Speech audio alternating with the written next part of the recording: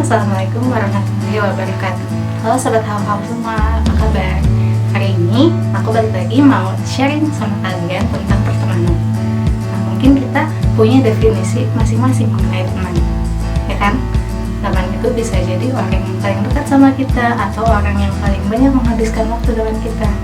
Tapi biasanya kita menganggap orang sebagai teman terbaik kita ketika dia udah menjadi selayaknya saudara bagi kita, selayaknya keluarga bagi kita, selayaknya ya teman kita yang selalu ada buat kita kapanpun kondisinya, menerima kekurangan kita, dan selalu mau ngedukung kita. Nah, tapi gak sedikit kan kita punya teman yang mungkin kita berharap bahwa dia akan menjadi teman kita yang bisa menerima kita, mendukung kita apa adanya, tapi ternyata mungkin dia tidak sesuai dengan harapan kita. Nah, mungkin banyak orang yang menyebutnya dengan fake friend. Mungkin orang-orang seperti itu bukan seseorang yang kita inginkan. Nah, gak sedikit kan kita menemukan fake friend itu.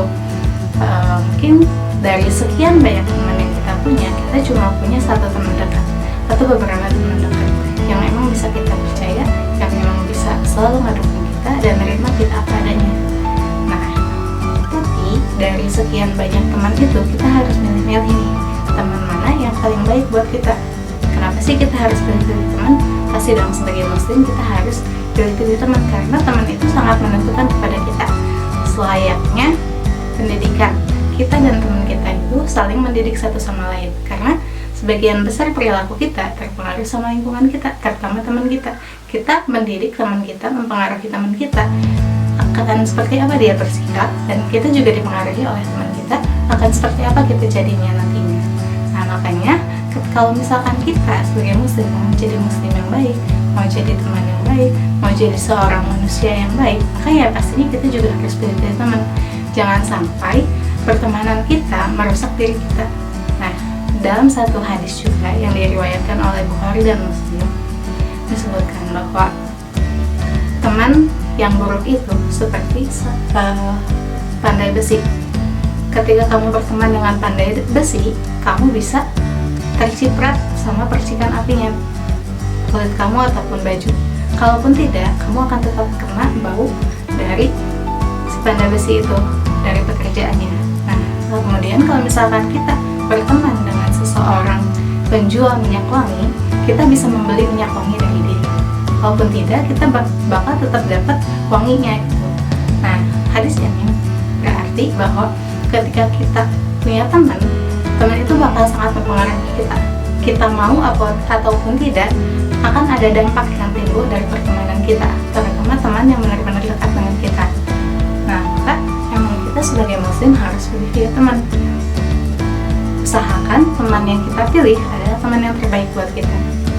Nah, karena dalam Al-Quran juga, dalam surat Al-Furqan ayat 28-29, Allah udah mewanti-wanti nih, Allah udah ngasih tahu ke manusia lewat ayat ini bahwa kita tuh akan ada masa dimana kita salah milih teman, atau kita benar-benar harus hati-hati dalam milih teman. Di ayatnya seperti ini, di ayat 8 Allah berfirman seperti ini. Orang kafir berkata dalam ayat ini, kiranya dahulu aku tidak mengambil si fulan sebagai temanku, sesungguhnya dia telah menyesatkan aku dari Al-Quran setelah Al-Quran datang kepadaku. Nah, berarti Allah udah ngasih sejarah nih untuk kita ambil hikmahnya, bahwa dahulu pun akan ada masa dimana di setiap masa akan ada seseorang yang ketika di akhirat kelak dia menyesal mengambil seseorang menjadi temannya, karena dia sudah menyesatkan Al-Quran ketika Al-Quran itu sudah datang kepadaku. Maksudnya apa? Ketika Al-Quran ini udah datang kepada kita, ketika kita udah dapat petunjuk atau dapat hidayah dan lain sebagainya, ketika kita udah tahu nih kita harus jadi seseorang yang seperti apa, kita harus menjadi bagaimana, kita harus bagaimana, tapi kita menolak karena kita mengambil seseorang sebagai teman yang dia berpengaruh buruk kepada kita, dia menyesatkan kita atau mempengaruhi kita dalam hal yang buruk gitu, sehingga pada saat di akhirat kelak kita akan menyesal karena dia udah mempengaruhi kita untuk tidak menjadi seseorang yang lebih baik di mata Allah ataupun di mata manusia. Kemudian, kenapa kita harus milih-milih teman? Karena di akhirat nanti kita itu akan saling menuntut sama teman kita. Kita akan menuntut kepada teman kita, kalau misalkan kenapa sih kamu nggak ngajak aku buat kebaikan, kenapa kamu nggak ngingetin aku kalau aku pas salah, dan lain sebagainya. Begitupun kita akan menuntut kepada teman kita, kenapa sih kalian mengajak aku kepada yang buruk, mempengaruhi kita secara buruk gitu. Nah, di akhirat kelak gak akan ada yang memikirkan teman kita, apalagi yang jauh gitu, keluarga dekat aja, orang tua atau orang yang paling disayang pun kita nggak akan mikirin, karena ya kita fokus sama diri sendiri, sangat takut terhadap neraka gitu, termasuk neraka, sehingga kita ya bakal ngeluarin semua aib-aib dia, aib-aib kita juga akan dikeluarkan sama teman kita gitu, untuk menjatuhkan dia, untuk menuntut dia, untuk menyelamatkan diri kita gitu, supaya kita punya alasan untuk mempertanggungjawabkan hal-hal buruk yang terjadi pada kita, hal-hal buruk yang kita lakukan, agar kita dikasih syafaat untuk masuk surga. Nah, jadi jangan sampai pertemanan kita yang nggak dipilih nih, kalau misalkan kita nggak filter pertemanan kita, nanti kita dituntut dan menuntut seperti itu gitu.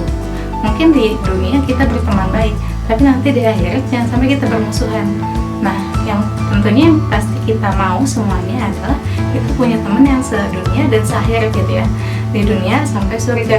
Nah, gimana sih cara yang dapet yang itu ya? Tentu kita bertemannya harus dalam kebaikan. Dalam kebaikan dalam artian gini, ada pertemanan yang saat aku mau nih jadi seseorang yang lebih baik, aku punya cita-cita masuk surga, aku punya cita-cita yang baik. Nah, teman dekat kita juga mungkin punya cita-cita yang sama, dia punya cita-cita ingin masuk surga, ingin hidup mulia dan lain sebagainya. Nah, tapi kita nggak berteman dalam hal itu, kita cuma berteman misalkan di kampus tentang belajar dan lain sebagainya. Kita nggak pernah sama sekali membicarakan atau saling ngingetin dalam hal yang sesuai cita-cita kita gitu. Kalau misalkan kita ingin masuk surga, dia ingin masuk surga juga, seharusnya ya kita berteman dalam hal itu gitu. Kita sama-sama mendukung, sama-sama mensupport, sama-sama mendorong satu sama lain untuk mencapai tujuan masuk surga ini tuh. Nah, jadi kalau misalkan kita benar-benar mau berteman di dunia dan di akhirat, ya kita harus berteman dalam rangka yang diridhoi Allah gitu, dalam rangka mengembangkan diri, dalam rangka mengubah diri kita menjadi lebih baik di hadapan Allah ataupun di hadapan manusia, dan terus berkembang gitu dalam mencapai ridhonya Allah, biar kita sama-sama bisa masuk surga gitu. Jadi kita berteman di dunia dan juga berteman di akhirat.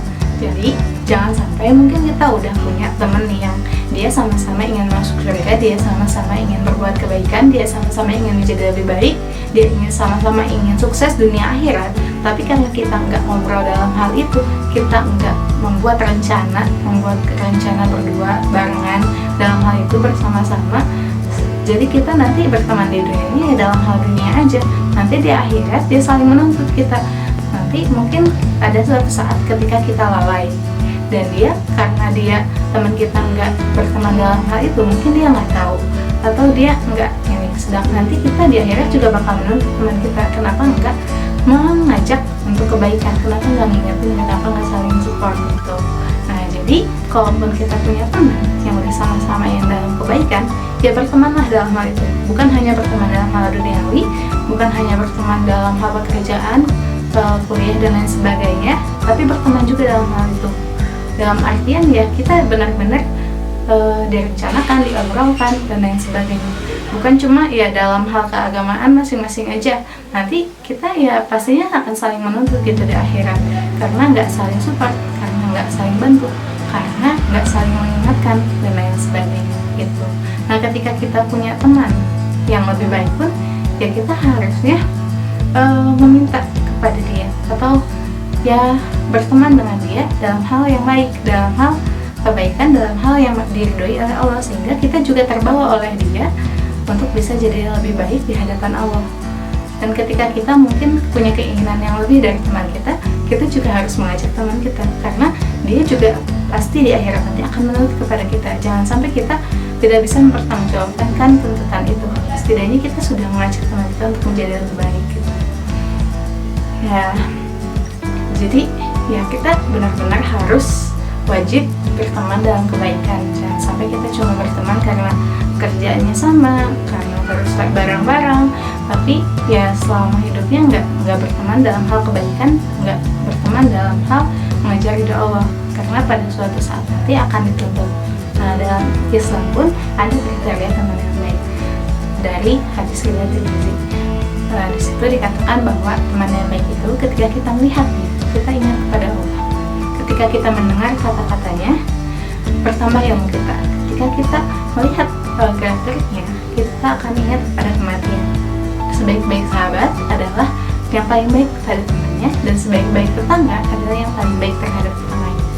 Nah, jadi dari situ udah tahu kan ya, berarti kita harus sama-sama pilih-pilih teman. Kita bisa bergaul sama siapapun, tapi dengan teman terdekat kita atau teman yang saling support dengan kita harus sama-sama berteman dalam rangka mencapai ridha Allah. Jangan sampai kita cuma berteman dalam hal pekerjaan dan lain sebagainya, karena nanti kita akan menuntut satu sama lain.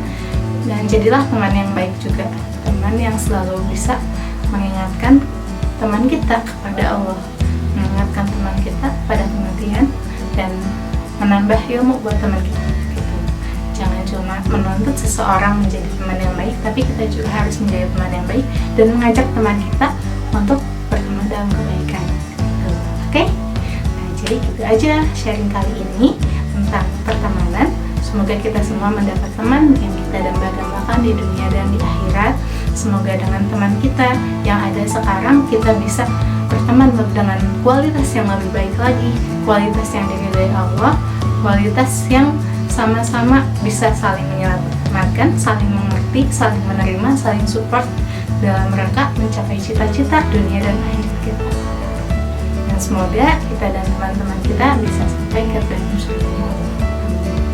Oke, gitu aja, sekian dari saya. Assalamualaikum warahmatullahi wabarakatuh. Dadah. Halo community, Togetherness is our strength.